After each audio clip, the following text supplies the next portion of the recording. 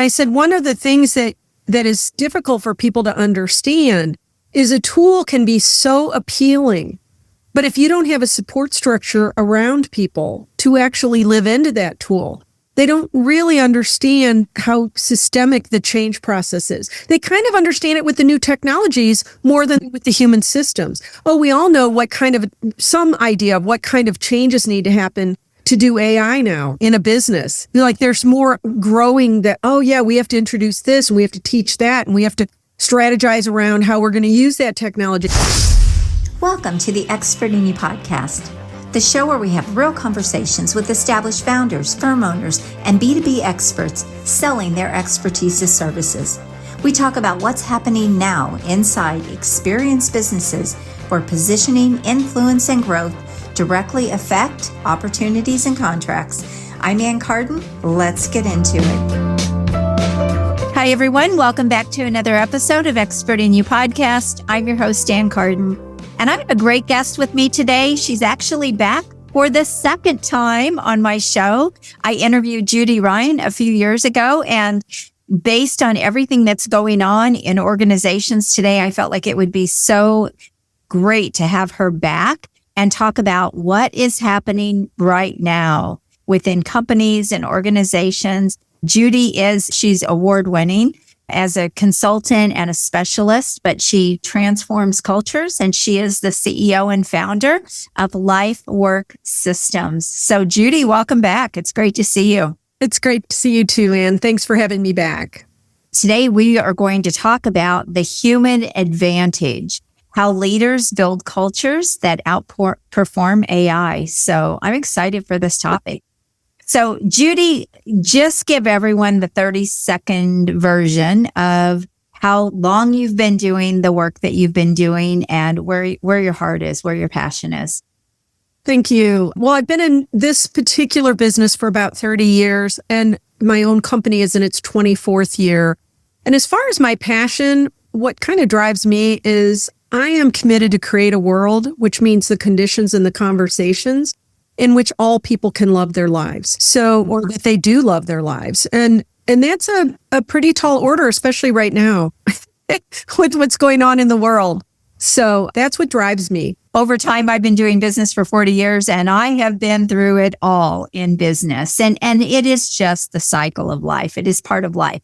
And so part of being successful, part of getting to the other side of those things is knowing how to navigate them. And inside organizations and companies, this can be really difficult because you cannot, it's not the same as you and I, Judy. We can pivot, we can make the shifts that we need to make because we're not running organizations with, thousands of employees and thousands of people. But when you get into organizations like that, things don't happen fast. They're very slow. Transition is very slow. Transformation is very slow. And how do you help people keep up with all of that and get ahead of the game? So I would love to hear what you're doing right now inside of organizations to help them with what is going on right now. I would say, to kind of dovetail with what you said originally, there have always been challenges. I do think it is a unique time in terms of the complexity and the speed of change and more emphasis in some workforces in terms of globalization, remote work, the way that we communicate today in kind of bites, and also just the new technologies. Right. AI transformations, the digital transformations, the work moving into agile. So what I find is that it just is more apparent to people that if their team does not know how to build and maintain trust at a high level or collaboration or effective communication, that can be the gum up of the system or the projects. And really that slowing down occurs when that happens, whether you're a huge company or even a small company. That ability to be critical thinkers and be able to help each other and be flexible in leading and following as the needs dictate is something that a lot of people have not really been skilled in doing.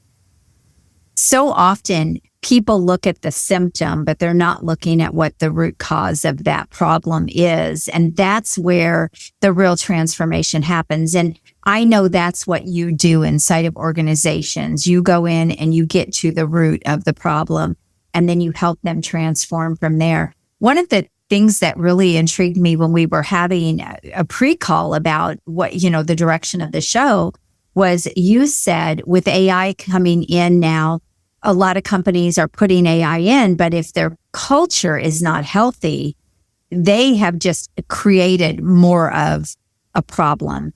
I'm going to let you talk about that just a little bit. I think you kind of hit the nail on the head when you said get at the root cause, because what I see happening is people have these clashes, and they're not even always huge conflicts. They may just be, this is my opinion of how things should go, and this is my opinion of how things should go.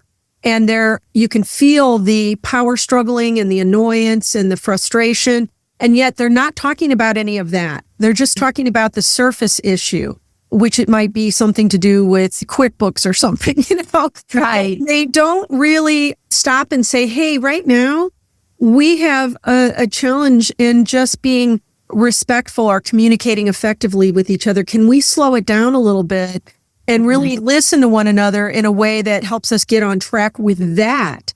Because what happens is when we don't do that, that becomes its own set of problems. Now I go off into the other room and I talk bad about you because I don't feel good about our relationship.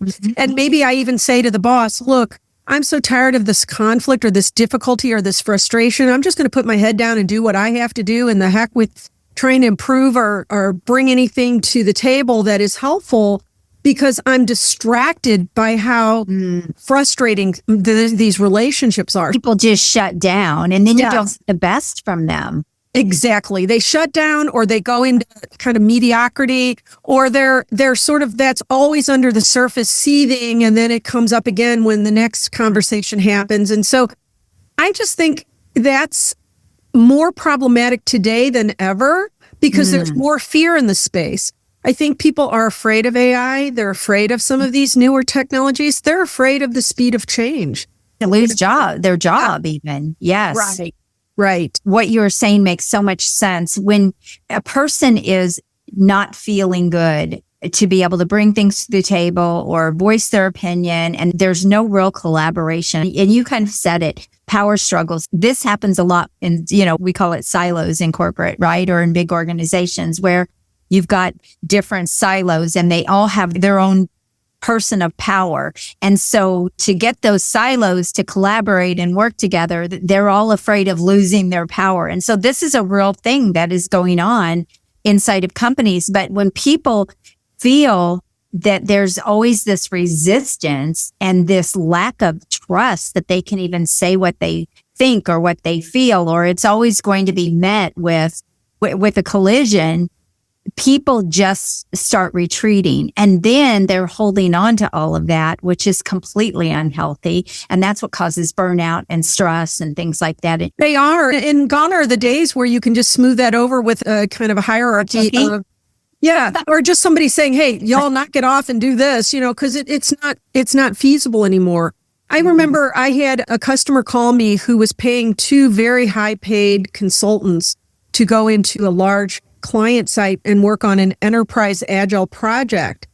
And they were so hostile that the customer called the consulting company and said, look, your people are brilliant, but their hostility is getting in the way of their service to us. Now, can you imagine being on the other end of that call?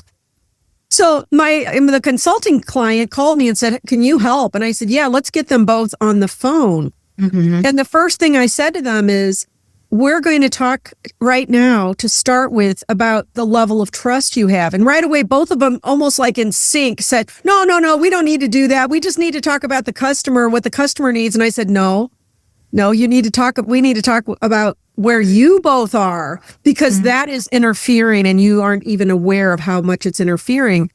And I asked them to separately go inside themselves and ask themselves, if a 10 means everything is great between us, and a 1 or a 0 is everything is in the trash with us, I want you to think about what number would you give this relationship?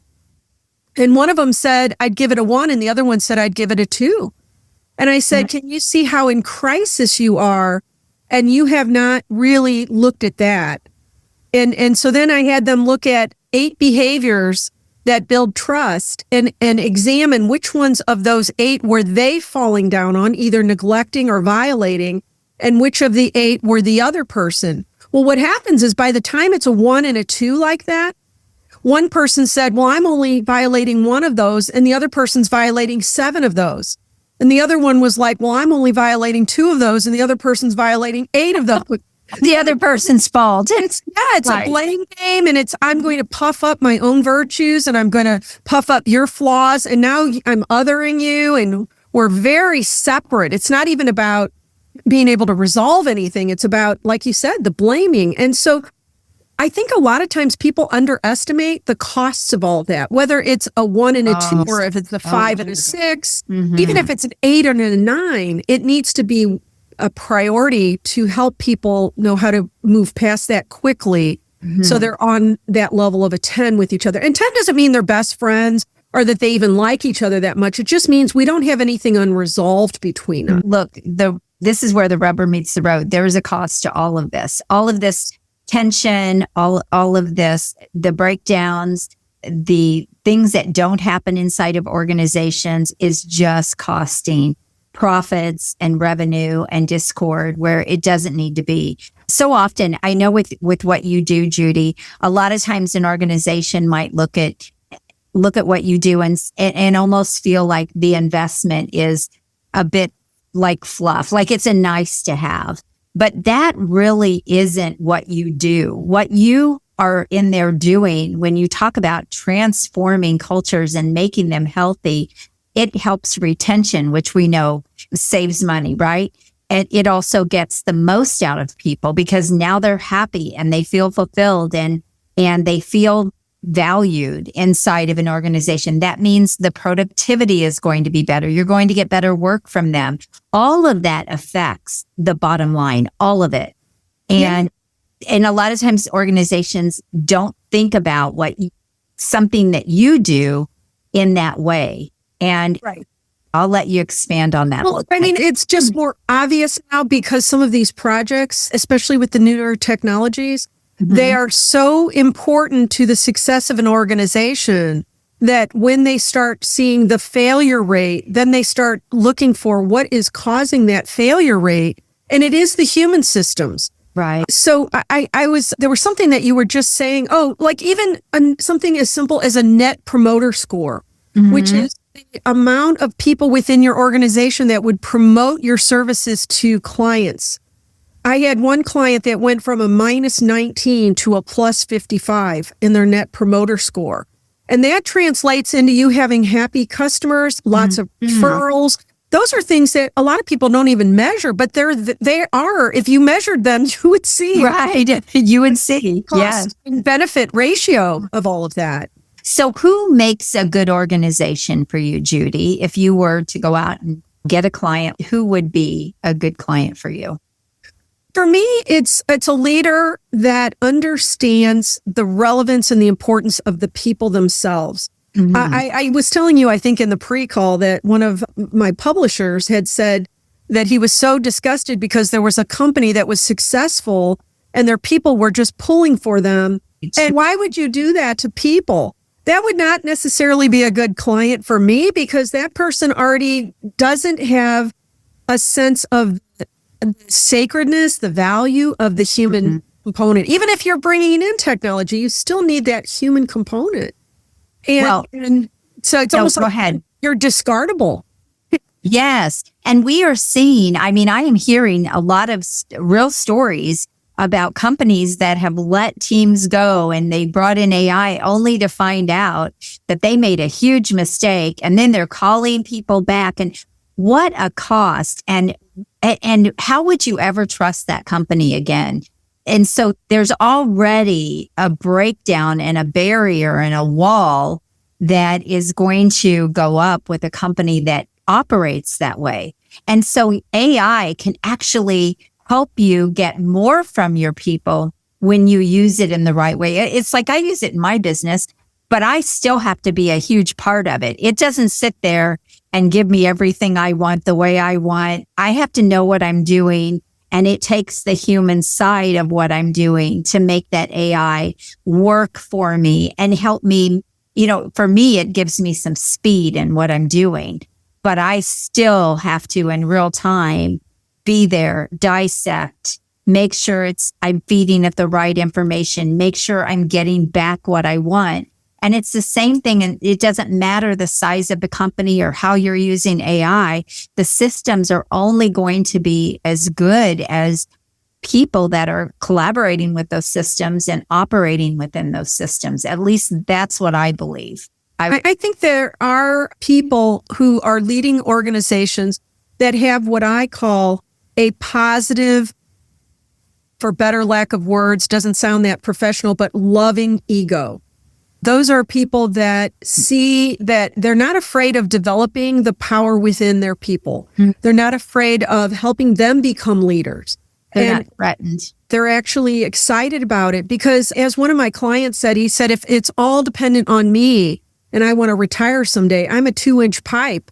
I'm not enough for the organization to thrive after I'm gone. And so a really effective leader is somebody that says, I want people to reclaim their power. I know that that's healthy, and I want to guide it so that they use it responsibly. Not a lot of leaders necessarily think that through. And the ones that do are typically ones that are always in continuous education, continuous development themselves. They're reading about where organizations are evolving and what's required for some of these diversity, globalization, complexity. They're aware of it, and they're just looking for the how-to. They're looking for the solution. And that's the same, you have people that don't want change and don't want to do anything different and try to hang on to what they have. And then you have people that are forward thinking, and they're the drivers, they're the innovators, right? They're the people that are always at the top of their game, that would not think twice about making an investment. They get it. They just get it because they take the time to grow themselves and their knowledge and their skills. And so they understand what it takes and what it's going to take. It's no different than when you're trying to go to a new level in your business. I'm trying to go to a new level. There are going to be new skills you're going to have to learn. Things evolve, things change. Okay, how are you going to navigate that? And so it's all part of it. So we're not stagnant, right? We are dynamic human beings, and things are dynamic all around us. And so if you don't understand that nothing is ever staying the same, and it should mean that you don't either. It's difficult, though, because I see some leaders that arrived at where they've arrived in using power less wisely. Let's just say it that way. Power over dynamics. And they're afraid if I step outside of that I'm going to lose ground. I'm going to lose what I've worked so hard to accomplish, even if sometimes it's even kind of cost them their soul. I remember working with a leader one time. It happened to be a woman, but she said, I can see in this position I'm in what I need to do for the people that are reporting to me. And I want to better understand why I'm starting to see that and what I'm starting to see. And so we worked through that. And she's like, yeah, but I don't want to lose ground. Like, she was very aware that she would have to change the way she had arrived. And I could tell she wasn't ready because she kept saying, well, I know I should do that. And I know I need to do that. And I said, if you're saying should and need, you're not ready. And even though it was costing her, even on a, spiritual, emotional level, because she was aware enough, she was not really willing yet to make the change. Right. So it does take a person that has faith in whatever's next, that they're going to be able to handle it.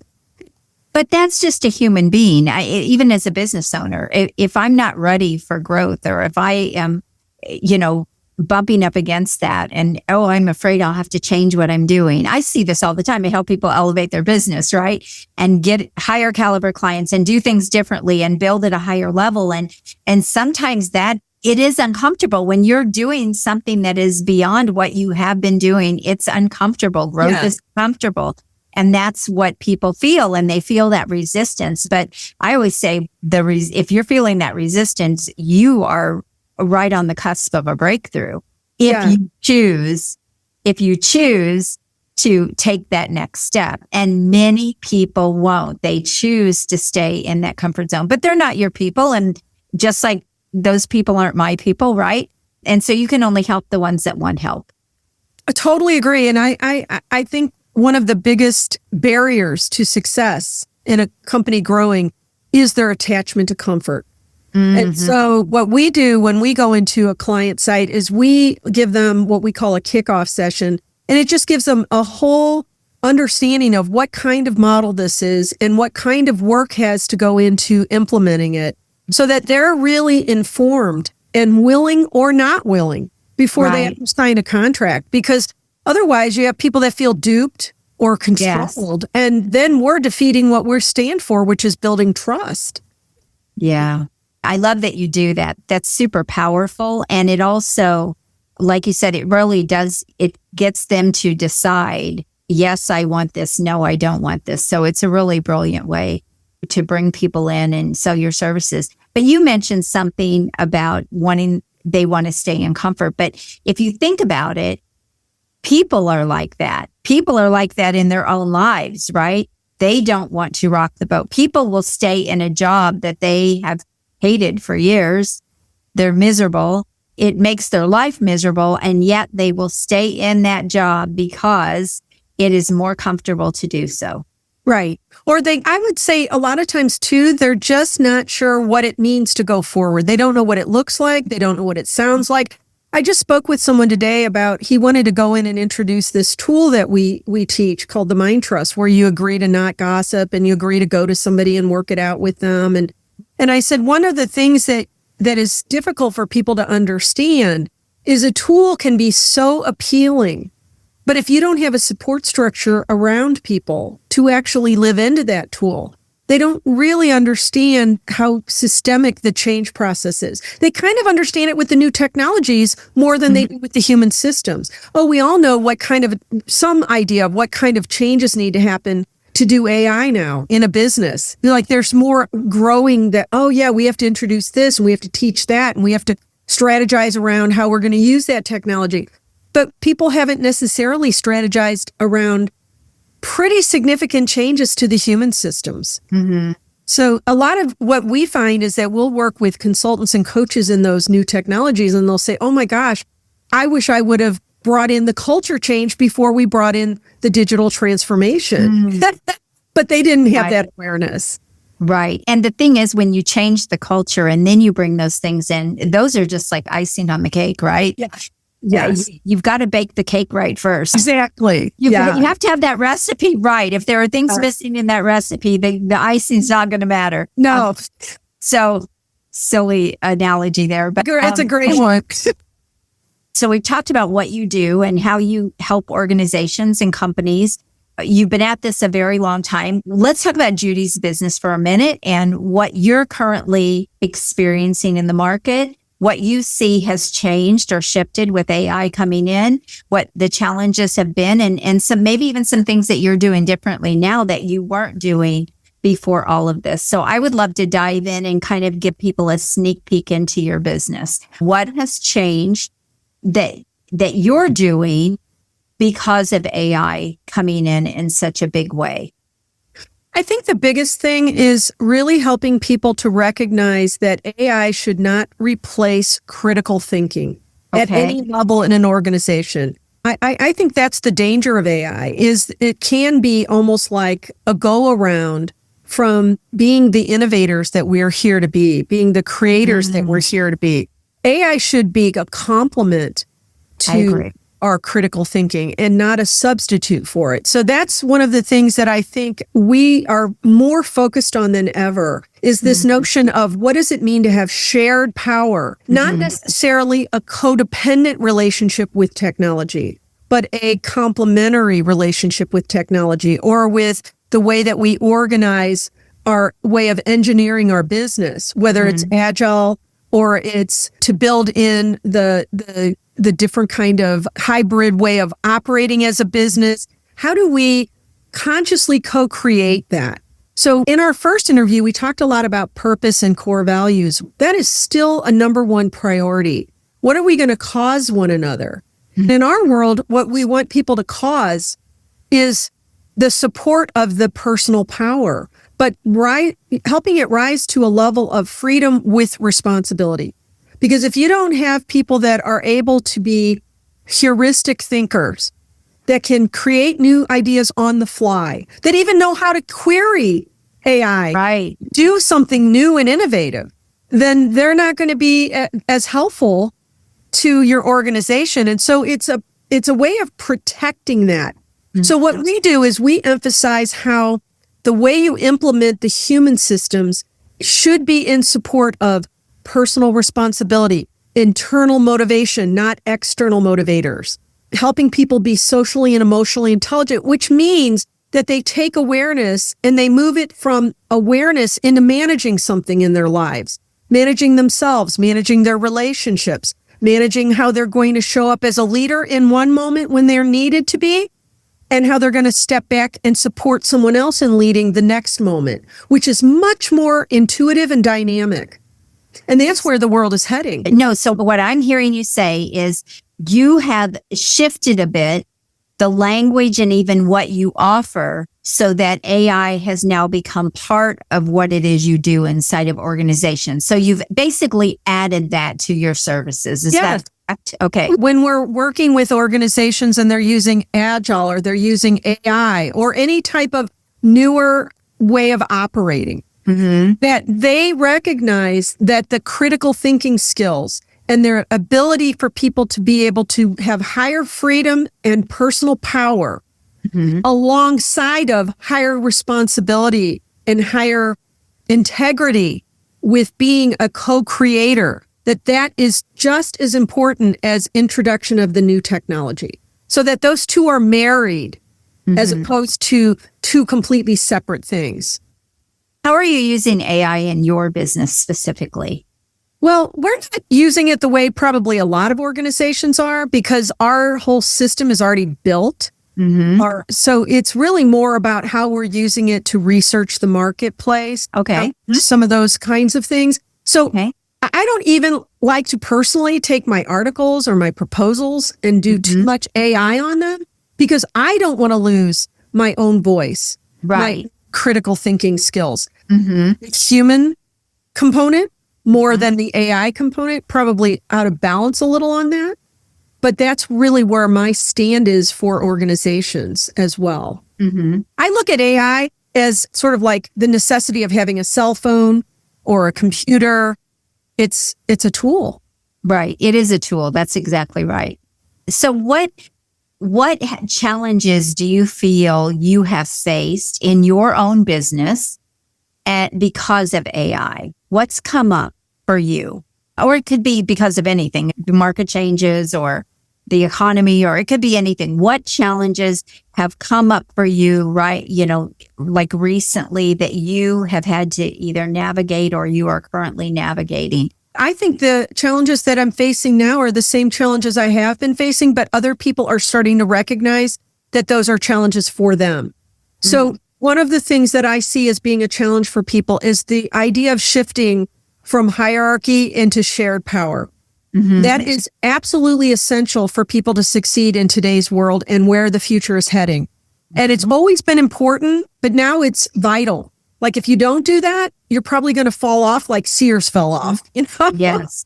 And I also see a challenge in that people want fast food kind of solutions. They want them, they want them to be immediate. That is just not a valid thing to hold on to. That's just garbage. I'm sorry. That is just garbage. That's not going to get you anywhere.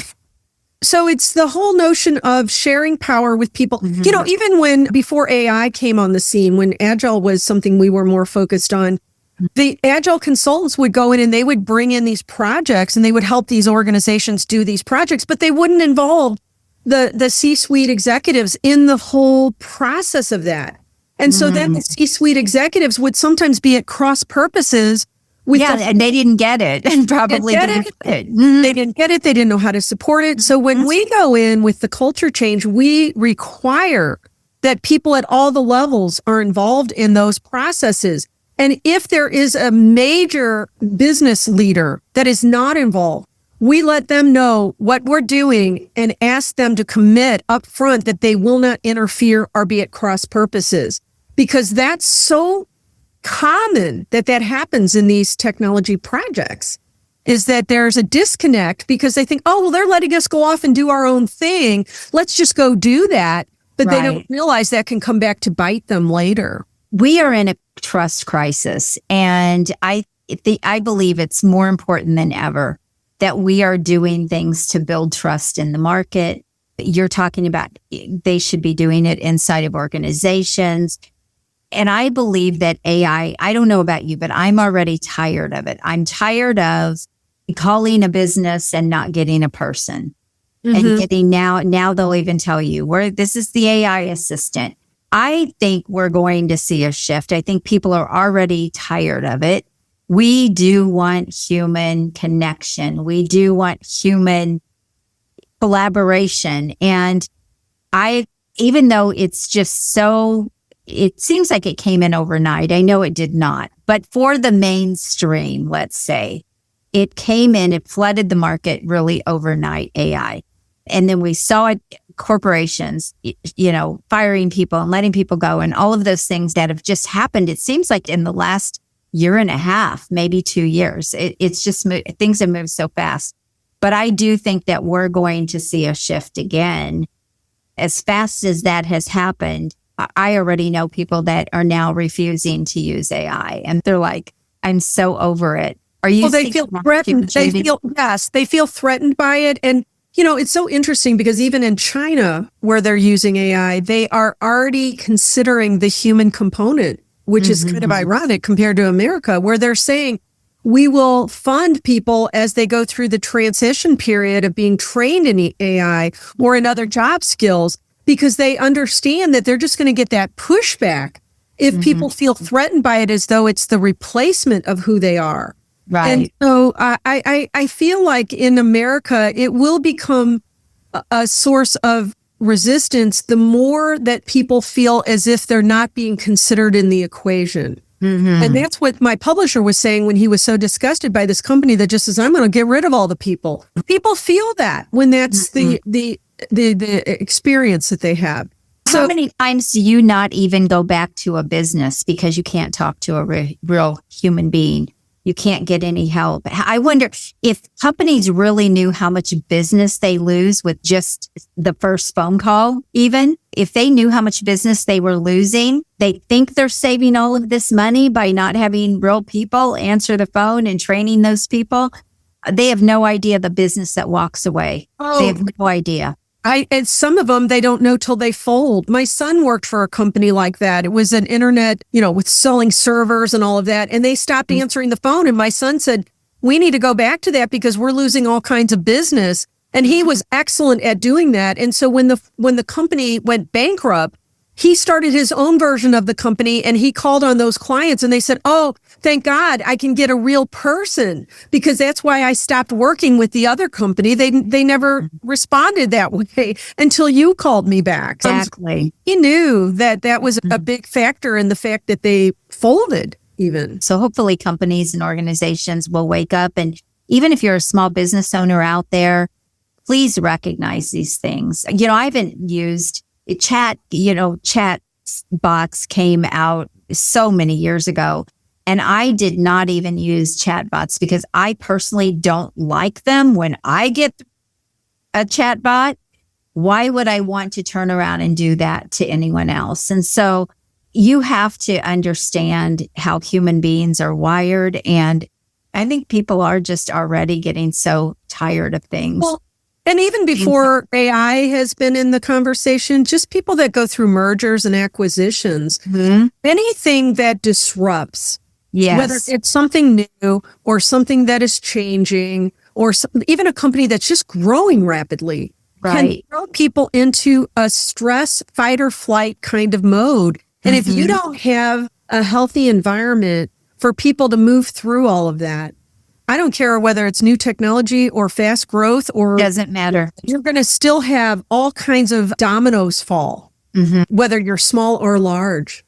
You said something earlier I just want to touch on before we kind of wrap things up. And you had said we're in kind of a fast food world, right? And we are. Like, people think they want things now, but it's just like in business. I tell people, look, you're not going to build a business in 60 days. And so you have to be realistic about what it is really going to take to get a business to the level. I'm always so blown away when I see people give me their goals a lot, right? What they want. And they'll say, oh, I want to make $1 million in 6 months, but they've never made a dime. I mean, it's so crazy the way people think and perceive things. And so there are things that just don't happen fast. And when you talk about transformation inside of organizations, if it's going to stick at all, it's going to take some time to make that happen. You can go in and you can teach the tools, but if there is no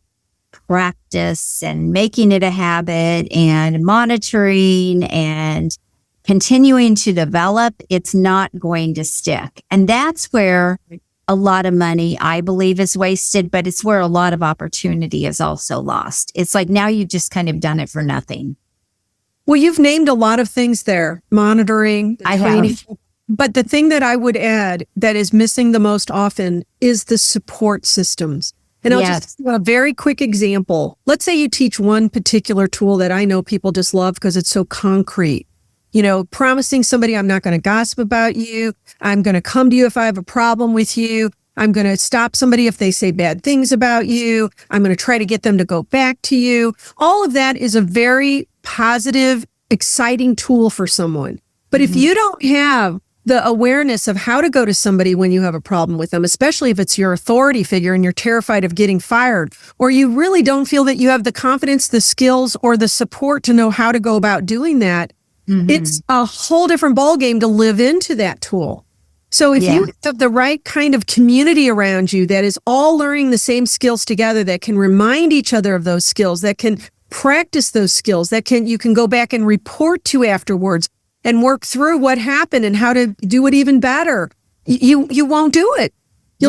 It's too hard. And you're talking about information versus transformation. Yes. And, it's the same thing when I work with a client. I can give them an idea. It doesn't mean they're going to be able to go do it, right? Because they don't have support to be able to implement that and make the tweaks and the shifts with what they don't know. And they don't have support and guidance to work through that. Look, information is everywhere. You can get it anywhere. But the real transformation, the real outcomes, the real results come because there is a support system in place that will help you. And look, if it takes, 21 days to change a habit, we know that those things are not going to happen fast.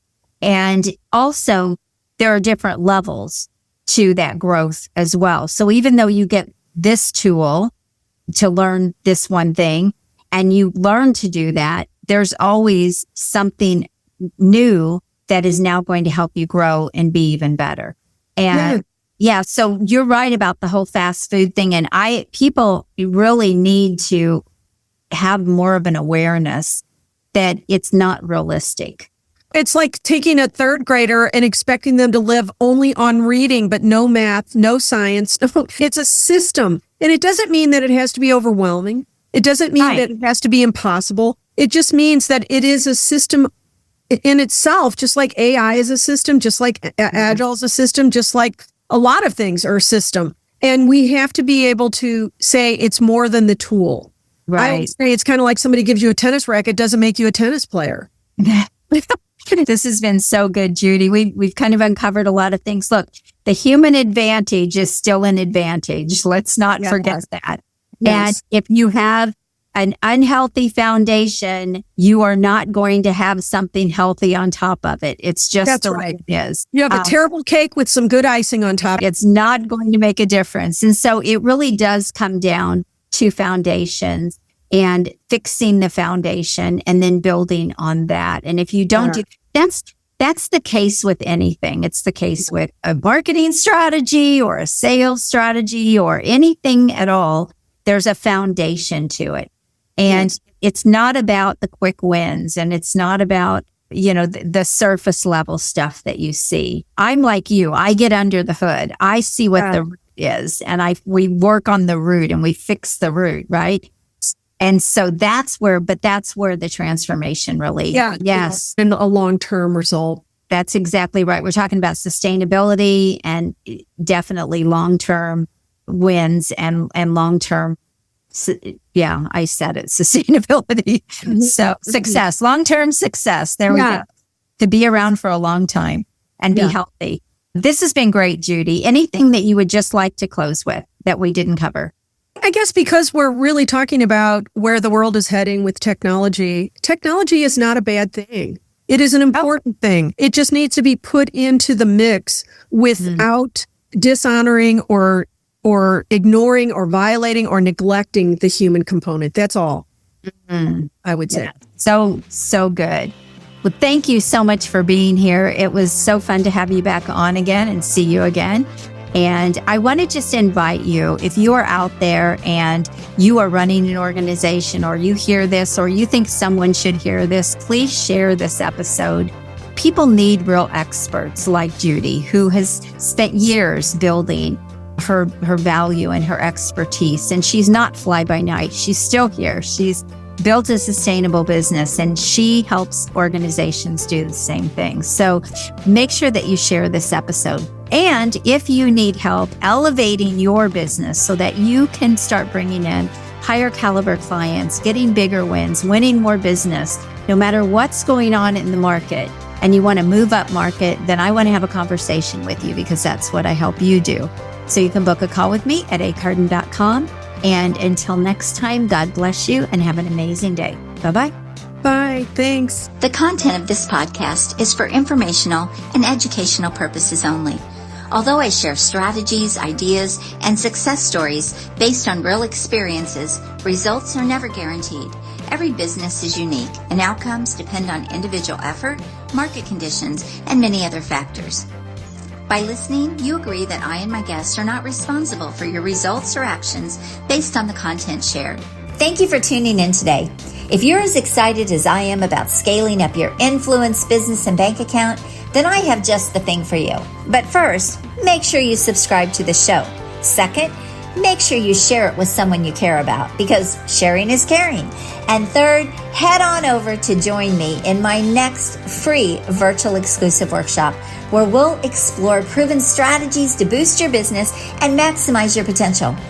Look, it doesn't matter if you're just starting out or if you're looking to take your business to the next level, my workshops are designed for you. So head on over to expertinyouworkshop.com to reserve your spot and get ready to transform your expertise into extraordinary success.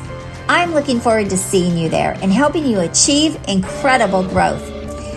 Until next time, make sure you're always seeking the expert in you, and God bless. Have an amazing day.